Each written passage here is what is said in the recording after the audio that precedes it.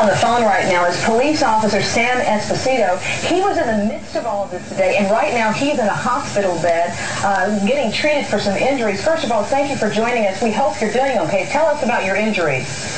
I have a busted kneecap on my right foot, and I have something wrong with my wrist that just casted it up now, and I have some back injuries that I got when the building exploded.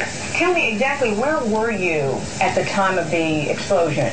Well, actually, when the explosion happened, I thought I was on the second floor, but the fire department, when they found me, they said I was on the fifth floor. So we were on the fifth floor canvassing the floor because we kept hearing voices and people yelling, you know, help me, and we were trying to locate the voices, and you just couldn't. It was just so dark, and there was so much soot, you just really couldn't find them.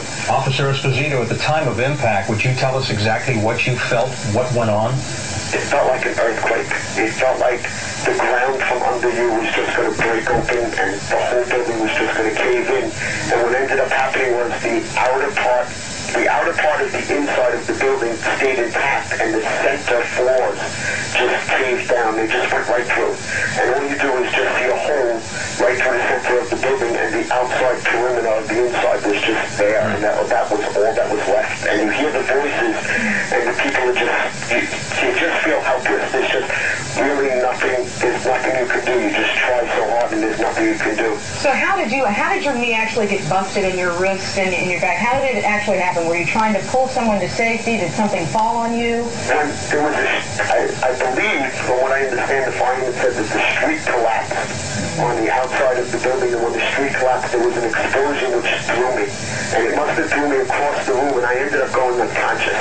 And I don't know how long I was unconscious for, but I heard the firemen and you could hear the firemen like faintly through the noise and everything, and they happened to see me. If the firemen didn't see me, I wouldn't have got out of the building, because you couldn't see, you couldn't find an exit, you couldn't find the stairs, you couldn't find nothing. There was no way that you could get out of the building from the position that we were at on your own, unless you were brought to safety by somebody at that point.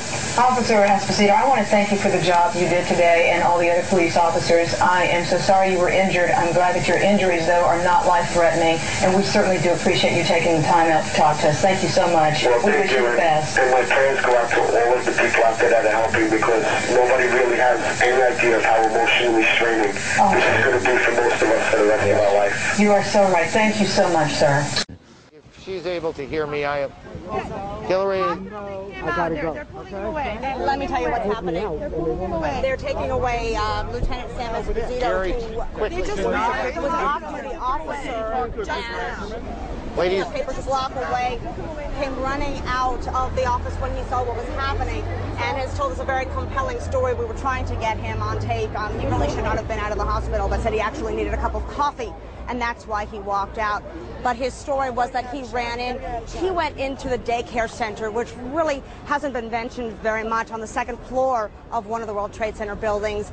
And the good news, he said, was there was nobody in that center, but he made his way up. He pulled people out with him as they resisted, and then there was an explosion. He said car exploding outside, knocked him unconscious, and he was rescued himself by a firefighter brought here to St. Vincent. So a very compelling story. I wish he could have told it for himself, but you may have seen he wasn't, I guess according to the hospital, in the condition to the outside.